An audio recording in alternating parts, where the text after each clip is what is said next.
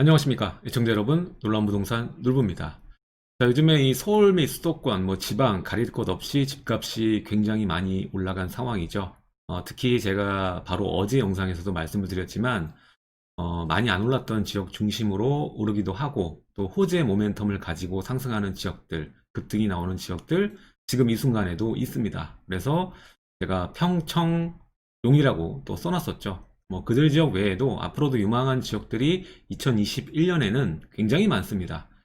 그중에 또 대항마로 여겨지는 것이 바로 이 빌라인데, 빌라 하면 많은 분들이 애물단지 정도로만 취급하고 생각하고 계십니다. 일단은 이 종목에 대해서 투자를 해본 경험이 없다 보면은 아무래도 이 환금성 부분에서 아파트와 비교가 안 되기 때문에, 상승장을 전체를 놓고 봐도 비교가 안 되기 때문에 당연히 무시를 할 만한 종목이었다고 볼 수 있겠지만, 이 재개발이라는 것 자체의 그 원재료는 이 빌라입니다. 그래서 절대 무시하면 안 된다라는 얘기를 전 계속적으로 해왔고, 이거로도 큰 자본을 만들어내는 분들이 지금 이 순간에도 굉장히 많습니다. 자, 근데 요즘에 많은 분들이 다 이 상승을 포착할 수 있을 만큼 이 지표가 변화되고 있습니다. 오늘 거기에 대한 이야기를 드릴 텐데요. 뭐니 뭐니 해도 누가 뭐라고 해도 올해 2021년은 또 빌라의 아주 큰 상승의 해가 될 겁니다. 오늘은 거기에 따른 컨텐츠 진행해 보도록 하겠습니다. 시청하시기 전에 좋아요와 구독하기, 그리고 멤버십 가입 해주시면 놀라운 부동산 강의까지 시청이 가능하십니다. 그럼 지금 시작합니다.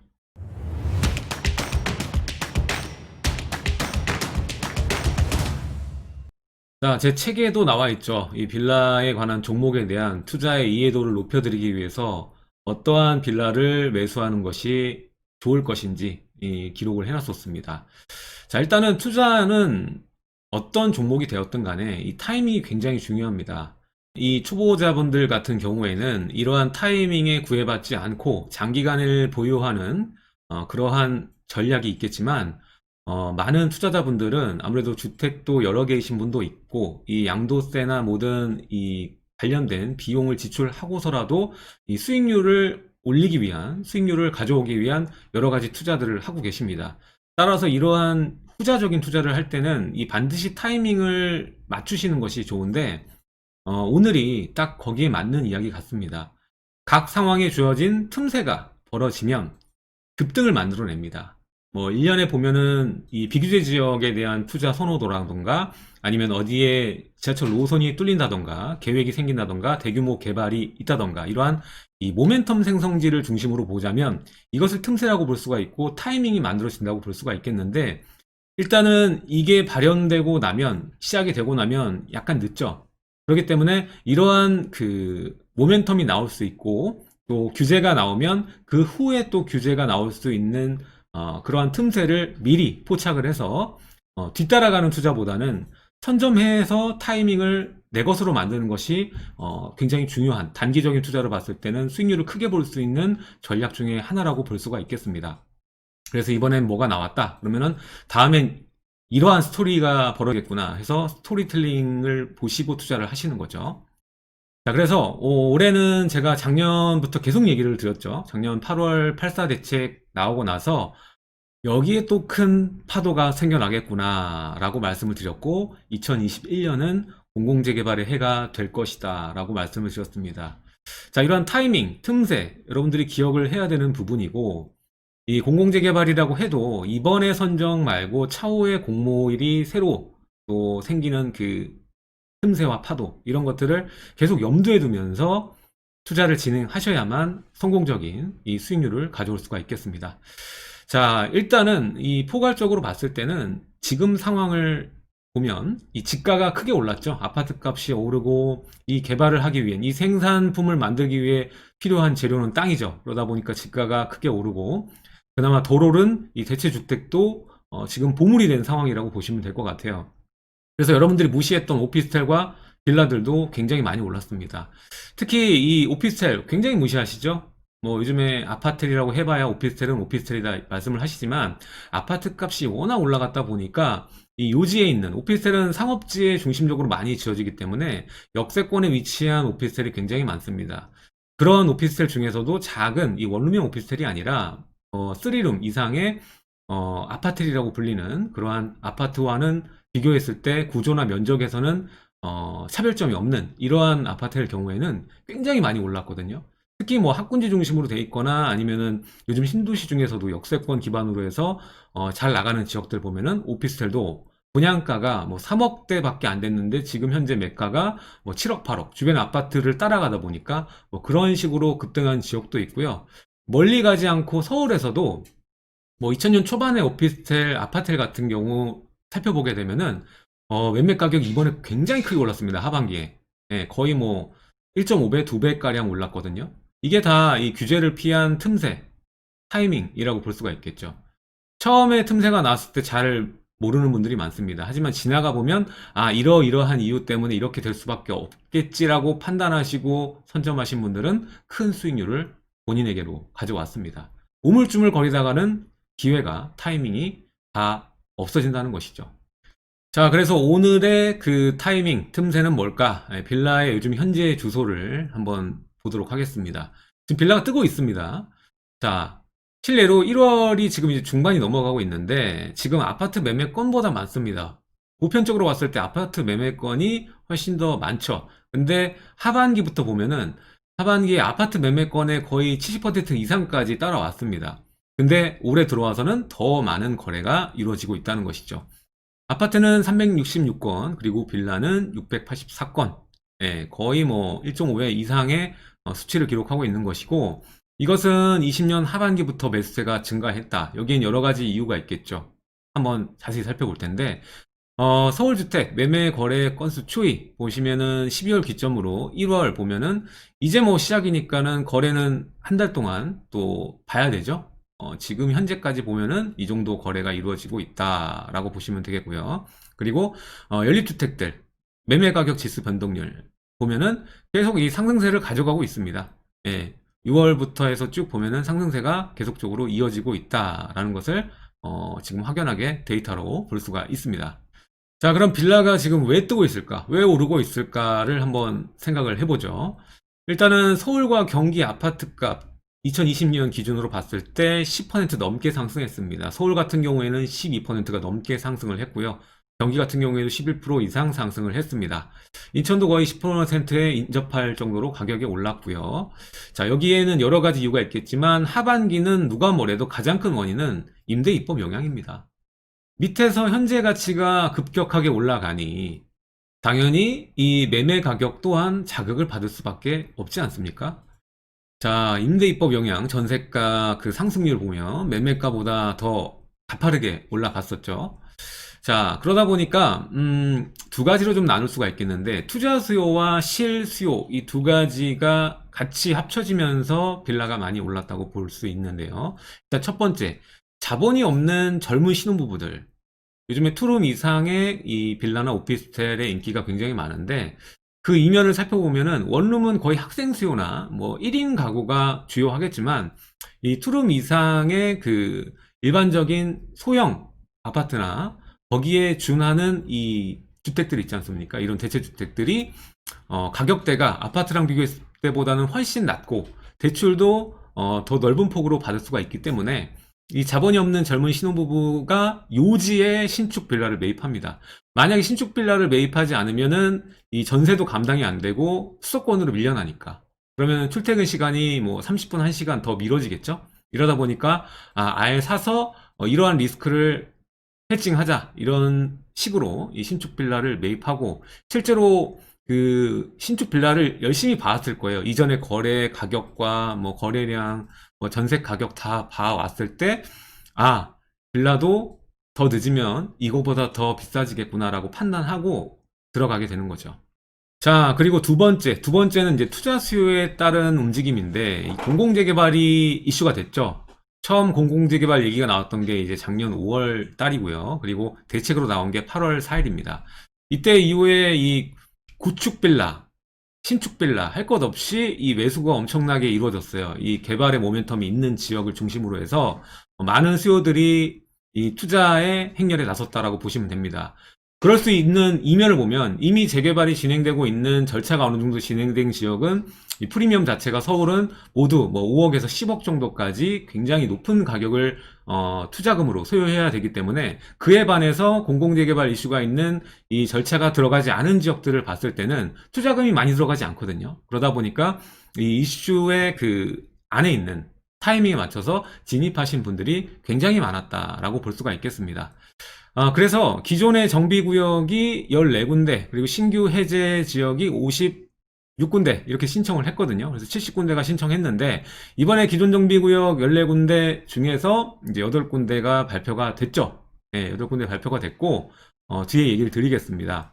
결과적으로 봤을 때 이 서울의 모든 빌라가 아니라 이제 연립만 중심으로 봤을 때 13년 만에 최대 상승폭을 기록을 하고 있습니다. 네, 2007년 이후에 가장 높은 폭으로 지금 빌라들도 오르고 있는 상황이다. 이게 거의 뭐 인플레이션이라고 보면 돼요. 다 오르는 거죠, 다. 아마 지금 많은 분들이, 젊은 분들 특히 많이 후회를 할 거예요. 아파트값 떨어질 것 같아서 어느 정도 떨어지면 사야겠다 하고 기다리다가 결국 빌라를 살 수밖에 없는 정도까지 오신 분들이 굉장히 많을 것 같아요. 일례로 2015년, 14년, 16년 이때쯤만 해도 2억, 3억이면 전세에 껴놓고 강남에 있는 아파트도 살 수 있었는데 지금은 빌라밖에 못 삽니다. 아파트도 못 삽니다. 네, 이런 상황이거든요. 자, 공공재개발이 추진이 이 8.14 대책 이후에 그 매수세가 급증을 했는데 공공재개발을 여러분들 주의 깊게 봐야 된다고 제가 말씀을 계속 누누이 많이 드렸죠. 일단 정부 입장에서는 결과를 내놔야 돼요. 서울에 대한 공급, 정비 사업을 막아가면서도 이 공급을 우린 열심히 하고 있다. 그리고 수치적으로도 보여줘야 되거든요. 그에 따라서 뭐 악을 쓰고라도 이 결과를 만들기 위해서 이 시범단지들 만들고 빠른 속도로 진행을 하려고 노력을 많이 할 겁니다. 특히 이제 서울 등의 요지의 공급을 늘려야 하고 정부 주도하에 또 하나 뭐 있죠? 두 마리 토끼. 공공이익을 증대해야 됩니다. 공공물량을 여기서 많이 뽑아내야 된단 말이죠. 공공임대물량. 그쵸? 그래서 두 마리 토끼를 다 잡기 위해서는 굉장히 묘안이 될 수 있었고 이게 묘안으로 작용하기 위해서는 많은 단지들을 추진하고 수량을 많이 뽑아내야 됩니다. 이 공공재개발이라는 틀 안에서. 자, 그래서 신규 지역 및 해제 지역까지 선정이 가능해지고 원래는 기존 구역만 하려다가 이렇게 된 거잖아요. 네, 신청을 안 하니까. 그러지면서 시장이 굉장히 뜨거워졌죠. 왜냐? 적은 비용으로도 투자가 가능하니까. 네, 그것밖에 없습니다. 자, 그래서 문제가 또 뭐냐면 이제 이거를 바탕으로 신축 쪼개기들이 굉장히 많아지면서 뭐 이전에 권리산정일에 관한 논란도 있고 공모일 기준으로 본다 뭐 이런 얘기들 많았잖아요. 자, 그것도 어느 하나 지금 확실하게 확정돼서 나온 게 없는데 이번에 기존 구역에서는 권리산정일을 정해놓고 그 9월 21일 그걸 정해놓고 그 이전으로 못을 박아놨습니다. 그리고 거기에다가 추가적으로 다른 조치를 취한다고 말을 했었죠. 토지거래 허가구역으로. 근데 그건 아직 확정된 건 아닙니다. 아무튼 다른 지역들을 봤을 때요. 신규 지역하고 해제 지역을 보면은 아직 건축 허가가 가능하단 말이죠. 이게 문제예요. 자, 이게 왜 문제가 되냐면은 원래 이 정비사업 재개발 부분에 있어서는 행위제한고시가 먼저 들어가고 나머지 절차들이 순차적으로 진행이 됩니다. 근데 지금 공공재개발에서는 지금 여러 지역들을 또 공모해서 또 신청을 받고 그 중에서 선정을 하다 보니까 이 행위제한고시를 따로 진행을 하지 않고 이렇게 공모일을 기준으로 해서 선정을 하는 거죠. 거기서 발생하는 문제점이 이제 선정이 되든 안 되든 그 발표일 이전까지는 건축 허가가 가능하기 때문에 문제가 되는 겁니다. 그래서 신축 쪽에는 계속 들어갈 수 있는 것이고 해당 지역의 땅값은 뭐 천정부지로 올라갈 수밖에 없는 것이죠. 이러한 과정 속에서 지금 현재는 공공재개발이 비교적 소액으로 여러분들 진입이 가능하지만 차후 일정 기간이 지나가게 되면은 프리미엄 자체가 엄청나게 붙을 수밖에 없습니다. 특히 이번에 선정이 되고 3월 달에 이제 신규하고 해제 지역이 발표가 나면 그때 되면 여러분들 깨닫게 될 거예요. 엄청나게 올라가게 될 겁니다. 지금 흑석 2구역 보면은 프리미엄이 지금 10억입니다. 그마저도 물건이 없어요. 이렇게 될 거라고는 아무도 예상을 못했겠지만 미리 선제적으로 스토리텔링을 하시고 진입하신 분들은 수익률을 내 것으로 가져올 수 있게 되는 것이죠. 근데 여기에서도 발생할 수 있는 문제점들이 여러 가지가 있습니다. 처음 진행하다 보니까 여러분들 이런 것들은 정확히 알고 진입을 하셔야 된다는 것이죠. 그래서 공공재개발 관련된 공부나 이런 것들은 제 다른 영상이나 뭐 멤버십 영상이나 이런 것들 보시면서 공부를 어느 정도 하셔야 됩니다. 자, 그래서 종합해 보자면 가장 큰 바람의 방향을 정확히 알고 풍량을 체크를 해야겠죠.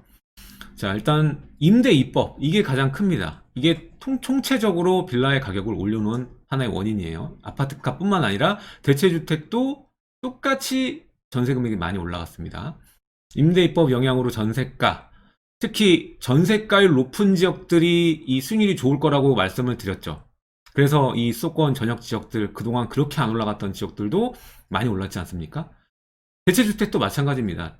특히나 대체주택은 이 전세가 영향을 많이 받는다고 제가 말씀을 드렸죠. 임대가 많이 움직일 방향으로 진입하면은 절대 실패하지 않는다라고 말씀을 많이 드렸습니다. 자, 임대 입법으로 전세가가 급등하다 보니까 빌라도 지금 크게 올랐습니다. 땅값 자체도 많이 올랐고요.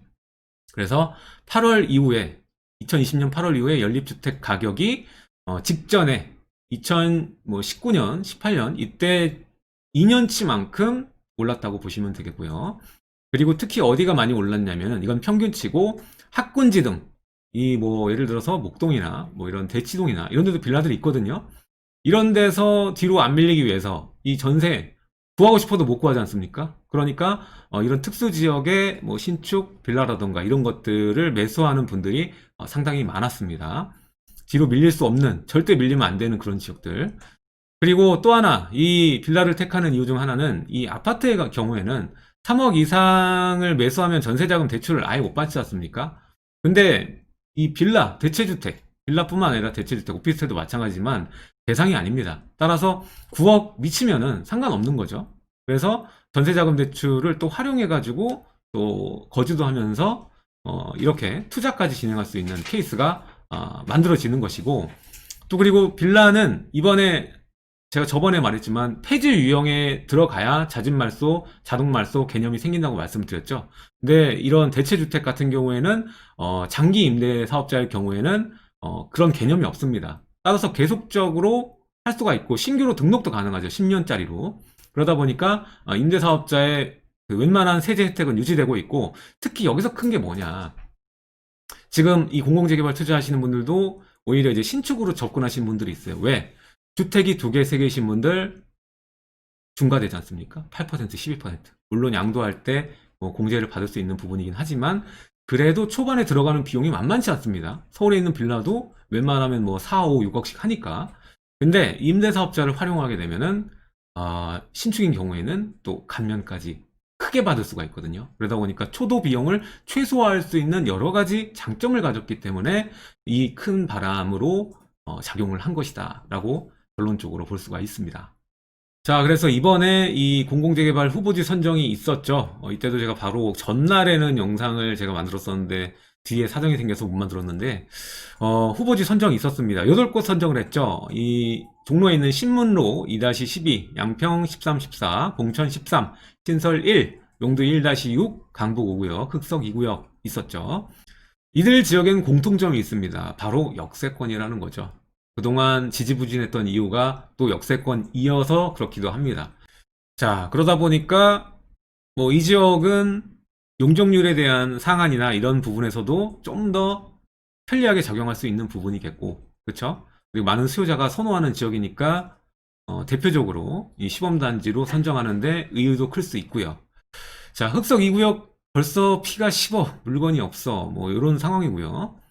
여기에 따라서 아까도 말씀드렸지만은 이 투기 자본, 신축 쪼개기 이런 것들을 방지하기 위해서 2가지 전략을 피고 있는데, 일단은 공모공고를 통해서 그때를 분양받을 권리 산정일 기준으로 삼는 것과, 두 번째가 토지거래 허가구역을 지금 추진 중에 있다. 그러니까 선정이 되면은 허가구역으로 바로 자동적으로 지정이 되게끔 추진을 하는 것이죠. 이렇게 되면은 그냥 실수요자는 문제가 없겠지만 투자 수요는 빠져나오기 굉장히 어렵게 만들어지는 것이죠. 네.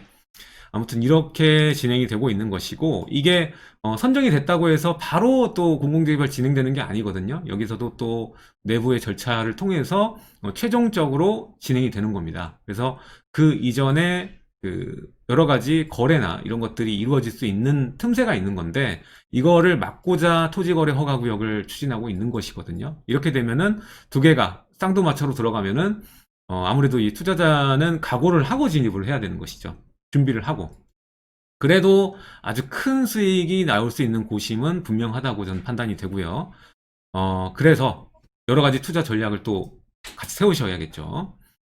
자, 근데 문제는 뭐냐면, 이전에도 지지부진했던 이유가 이제 역세권에 위치하고 많은 이익이 결합이 돼 있고 상가가 많고 뭐 이런 부분들이 있기 때문에 과연 이 지역들이 시범단지로 선정이 돼서 진행을 할 때 과연 빨리 될 수 있을까에는 전 의구심이 듭니다. 이번에 그 재개발, 공공재개발이 처음 나오는 이 사업 모델이잖아요. 저는 이번에 이 위치된 것들, 선정된 후보지를 보면은 일부 지역은 빨리 될 것 같지만 일부 지역은 굉장히 속도가 안 나올 거라고 저는 판단이 됩니다. 네. 이게 시범 단지지만 굉장히 지지부진하고 정부의 생각대로 시범 단지 진행이 빨라질 것 같진 않다라는 것이 제 개인적인 의견입니다. 그래서 우리가 기대할 것은 이 기존 구역이 아니라 신규 구역이라고 저는 생각을 합니다. 자, 신규 구역 47개, 여기에 3월 말까지 후보지 추가 선정이 있을 거거든요. 근데 아까도 말씀드렸지만 문제점이 될 수 있는 것은 이 공모일 기준으로 되는 이 분양받을 권리 한정일, 이게 좀 문제가 될 것이라고 좀 판단이 됩니다. 자, 근데 이번 선정을 차라리 안 되는 게 더 좋을 것 같아요. 그래서 그런 모든 면 때문에 선정 이후에도 자본 많은 지역들은 진행이 어려울 거라고 좀 판단이 되거든요. 그러면서 이번에 한 회, 1회성으로 이 공공재개발의 선정이 진행될 거라고 저는 생각하지 않습니다. 반드시 처음 나온 모델이다 보니까 처음보다 두 번째, 다음 팔로우 모델이 더 빠른 속도로 진행될 확률이 굉장히 높다고 좀 보여지고요.